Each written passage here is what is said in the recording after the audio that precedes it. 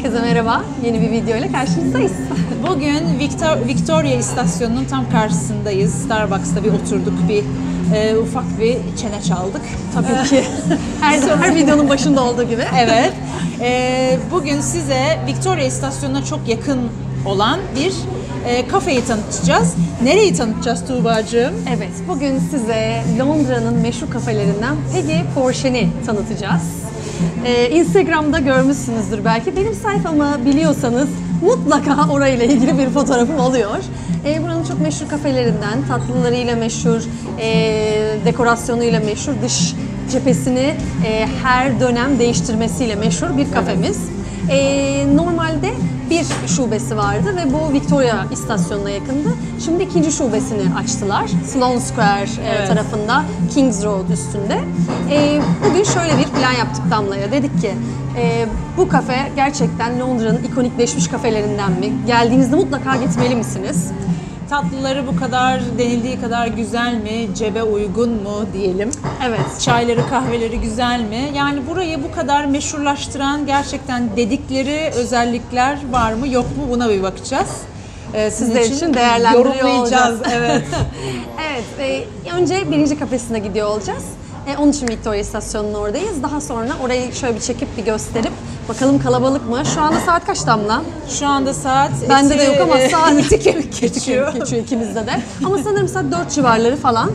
Normalde bu civarlarda oldukça kalabalık oluyor ama bugün hava birazcık böyle kapalı, yağmur potansiyeli yüksek. Kalabalık oluyor yani orası. Tabii ki. Her zaman olduğu gibi sanki başka bir şey beklenirmiş gibi. Tabii ki. Ondan sonra şimdi oraya doğru gideceğiz. Oranın bir bakacağız durumuna, işte size orayı göstereceğiz. Daha sonrasında da ikinci kafeye gideceğiz. İkinci kafede oturacağız ve asıl tatlılarını, içeceklerini orada değerlendiriyor olacağız. Evet, birazcık tabii ki mutlaka artık videolarımızdan da alışık olduğunuz gibi birazcık tarihinden de bahsedeceğiz. Uzmanlık alalım kendisini. Peggy Hanım kimdir? Neden bu işe girmiş? Onları da anlatacağız. Bir güzel, hoş, kısa bir program hazırladık. Umarız siz de beğenirsiniz. Biz artık yolumuza koyulalım. Hadi koyulalım. Bir tatlı yiyelim. Değil mi artık? Bir yiyelim. Görüşürüz.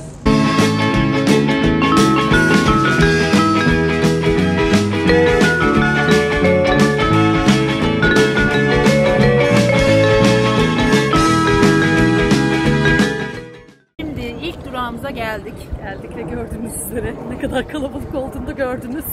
Evet, acayip bir sıra var. İçerisi de çok kalabalık. Birazdan size içeriği de göstereceğiz. Sadece işte ben kızlarla beraber böyle Instagram için çekim yapmaya geldiğimden Peggy'ye de geliyorum. Sayfamda resim var. Sadece şunu söyleyebilirim. Bu saatler söylediğim gibi aşırı kalabalık oluyor. Saat ve hava ne olursa olsun, daha doğrusu hava ne olursa olsun. Onun için eğer buraya gelip resim çektirmek isterseniz veya bir tatlısını denemek isterseniz size mutlaka sabah saatlerinde biraz gelmenizi tavsiye edeceğim. 11 gibi, 12 gibi çok daha boş oluyor burası. Şimdi birazcık Damlacığım bize tarihinden bahsetsin. Evet, çok kısa. Marka 2003 yılında kuruluyor ama arkamızda gördüğünüz bu güzel yer 2010 yılında açılıyor. En önemli özelliklerinden biri sipariş olarak alınan pastaların günlük sunuma çıkması ve özel karışım çayları da var.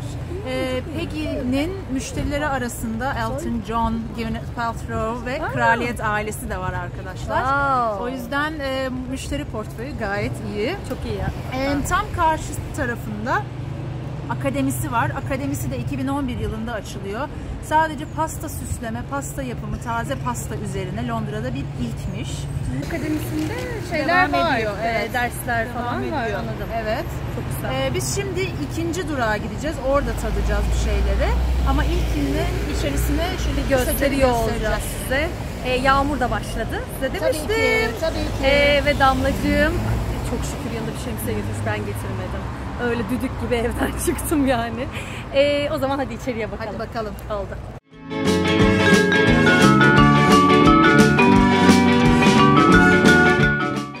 Arkadaşlar demin Damla sordu. Dedi ki biz kek alacağız, içeriye girebilir miyiz? Adam dedi ki kek almak için de bir sıra var. Ya sen kolay mı zannediyordun bunu? İngiltere'de sırasız olur mu? Lütfen. Onun için şu an kek sırasındayız. Birazdan içeri girip size etrafı göstereceğiz.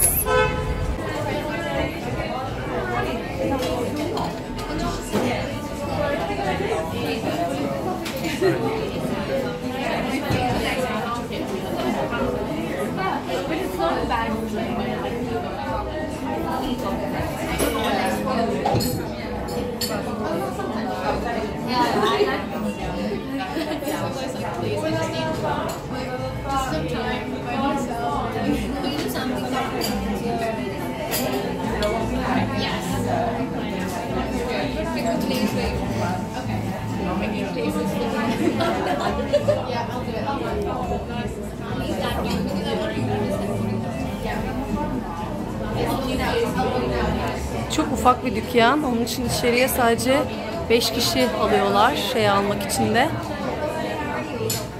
Yani şöyle söyleyeyim, içeride 1, 2, 3, 4, 5, 6 masa var. Damlacığım, neyi beğendin?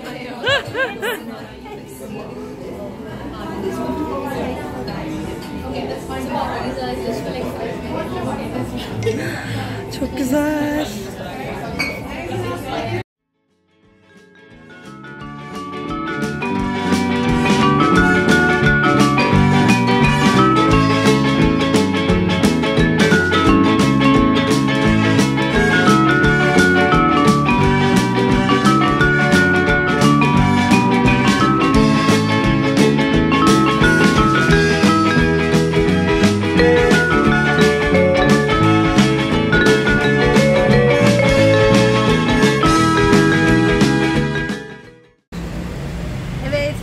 Geldik ikinci şubeye.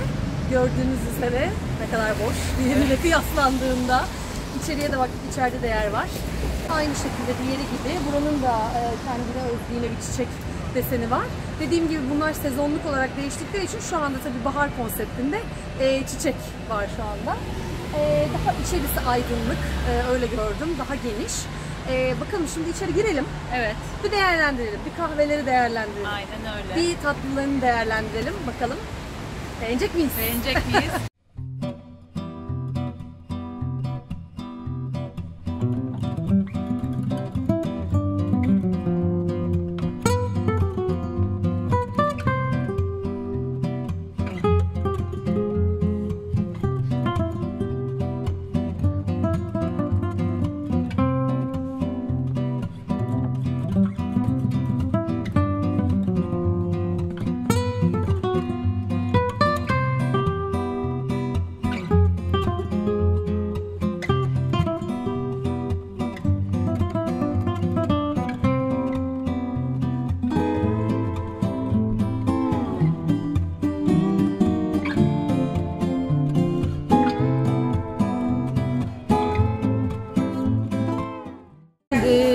Keklerimiz geldi. Şöyle görüntüsü. Her şey çok cici gözüküyor değil mi? Harika değil mi? Tuğba'cığım şu çaydanlığı bir açabilecek mi benim Tabii için? ki. İçindeki yaprakları göstermek istiyorum. Artık ilk yudumunu al canım.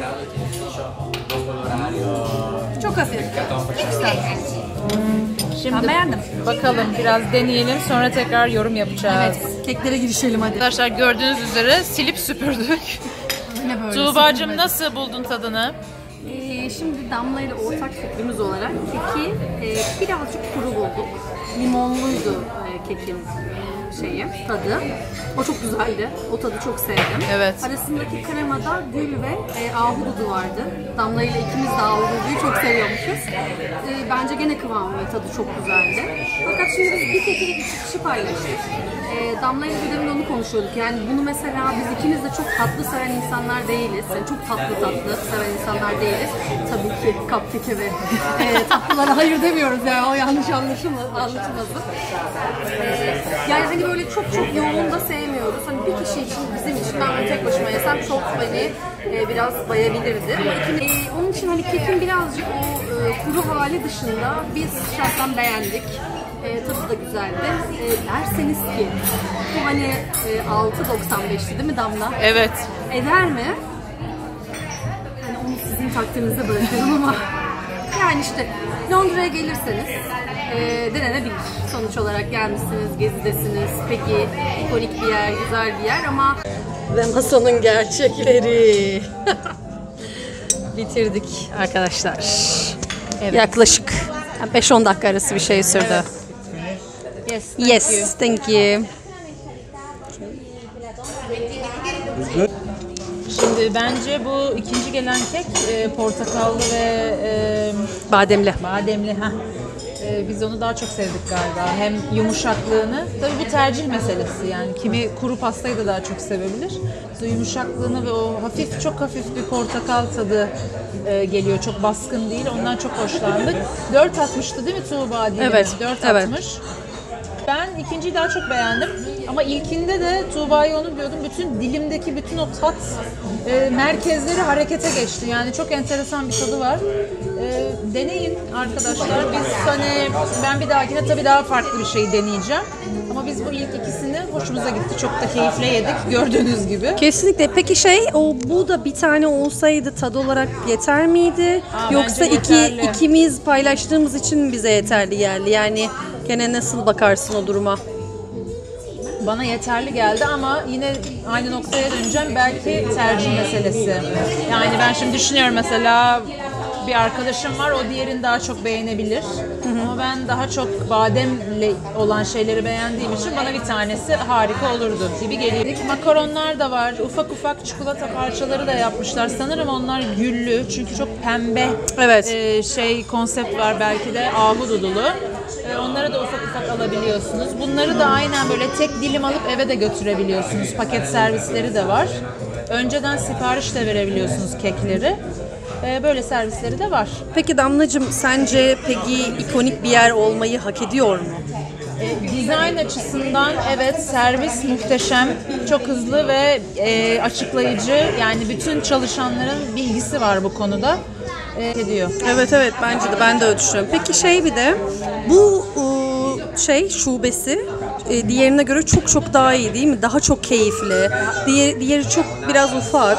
Daha ufak ve ışık çok burada ve oturma yeri daha fazla. O yüzden de daha bir ferah görüntüsü var. Diğeri tabii ufak olduğu için biraz böyle Çok da insan var. Evet. Giriyor. Onlar da sonuç olarak sadece oturmak için değil, kek de satın alıyorlar. Tabii. Onların da hengamesiyle birazcık daha hareketli olabiliyor orası, değil mi? Burası çok daha sakin. Evet. Ben de aynısını düşünüyorum. Londra'ya ilk defa gelecek olanlara tavsiye eder misin Peggy'yi? Tabii ki ederim. Çünkü çok güzel, çok keyifli. Yine aynı şeyi söyleyeceğim ama içerisinin mimarisi olarak çok etkileyici bence ve keyifli. Bir kere biz zaten çiçek çok seven insanlar olduğumuz için yani öyle her taraftan o çiçek güzel enerji geliyor. O açıdan güzel, çok güzel. Evet, o zaman tatlılarını beğenmeyenleri var. Ben duydum hani Peggy ile ilgili böyle yorumlar da var. Sonuç olarak tat her insandan insana değişen. Biz sevdik. Bizim hoşumuza gitti. Tabii ki hani dediğimiz gibi kekleri paylaştık. Bize fazla gelmedi. Fiyatlar evet Londra ortalamasının da üstünde. Evet, birazcık üstünde. Ama Londra'ya ilk defa geliyorsanız bence Peggy görülmesi gereken yerlerden biri. O zaman yavaş yavaş videomuzu kapatalım mı? Kapatalım. O zaman size keyifli bir gün diliyoruz ve Bay bay. diğer videolarda görüşmek üzere Görüşürüz. diyoruz. Bay bay.